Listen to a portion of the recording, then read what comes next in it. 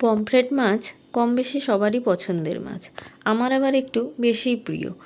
আজ একটি পমফ্রেট মাছের রেসিপি শেয়ার করব। মশলা পমফ্রেট। তার জন্য আমি নিয়ে নিলাম 4টে পমফ্রেট মাছ। মাছগুলোকে খুব ভালো করে ধুয়ে পরিষ্কার করে নিয়ে এপিঠ ওপিঠ ছুরি দিয়ে একটু চিড়ে দেব।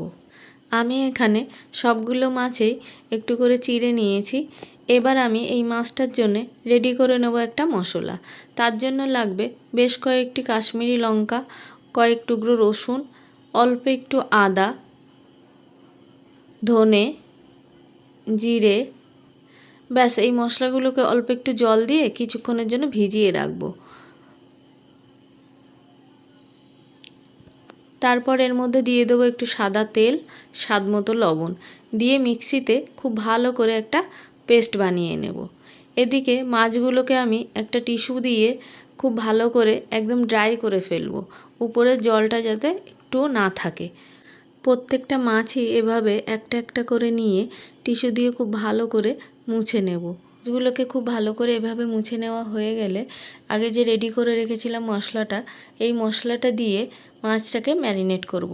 আর লাগবে একটা লেবু, সেজন্য আমি একটা লেবু নিয়ে নিলাম, নিয়ে কেটে নিলাম, মাঝখান থেকে দুভাগ করে নিলাম, নিয়ে সাইডে রেখে এবার মাছটার উপরে আমি মশলাটা প্রথমে দিয়ে দেব। এবার পুরো মশলাটা আমি এর উপরে দিয়ে দেব। আমি 4টি মাছ নিয়েছিলাম, তেমনই পরিমাণে মশলা বানিয়েছিলাম। আপনারা যেমন মাছ নেবেন সেই হিসাবে মশলাটা একটু কম বেশি করে নেবেন। এবার এর মধ্যে দিয়ে দিলাম একটু লেবুর রস। যেহেতু আমি মশলাটা করার সময় এর মধ্যে তেল আর লবণ দিয়েছিলাম, তাই এখানে ম্যারিনেটের সময় আমি আর এক্সট্রা করে কোনো তেল বা লবণ ইউজ করিনি। লেবুর রস ও মশলাটা হাত দিয়ে খুব ভালো করে মাছের গায়ে মেশাতে হবে। এরপর এই মাছগুলোকে আমি একটু ঢাকা দিয়ে রেখে দেব আধ ঘন্টার জন্য ফ্রিজে। ম্যারিনেট করে যত বেশি সময় রাখা যাবে মাছটা তত টেস্টি হবে, মশলাটা ওর মধ্যে ভালোভাবে ঢুকবে। এবার একটা ফ্রাইং প্যানে আমি নিয়ে নেব অল্প একটু সাদা তেল। তেলটা গরম হয়ে উঠলে এর উপরে দিয়ে দেবো একটা মাছ। এই সময় গ্যাসের ফ্লেমটা রাখবো লো টু মিডিয়াম। একটু ভাজা ভাজা হয়ে আসলে মাছটাকে আমি উল্টে দেব। মাছটা উল্টে দেওয়ার পর একটা অয়েল ব্রাশ নিয়ে সাইড থেকে যে তেলগুলো বেরাচ্ছে এই তেল একটু একটু করে তুলে মাছটার উপর পিঠেও লাগিয়ে দেব। আর দিয়ে দেব কয়েকটা কারি পাতা। কারি পাতাটা দিলে কি হয়, মাছের ফ্লেভারটা খুব সুন্দর আসে। আর দিয়ে দেব কয়েকটা চেরা কাঁচা লঙ্কা। যারা ঝাল খেতে পছন্দ করে না তারা লঙ্কাটা স্কিপ করতে পারেন।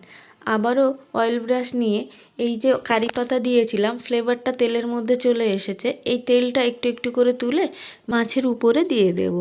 আর একটু মশলাগুলোও সাইড থেকে তুলে নিয়ে নিয়ে মাছের উপরে লাগিয়ে দেবো। এভাবে মাছটা যখন বেশ লাল লাল ভাজা ভাজা হয়ে আসবে, ব্যাস রেডি আমার মশলা পমফ্রেট। একবার এভাবে বানিয়ে দেখবেন।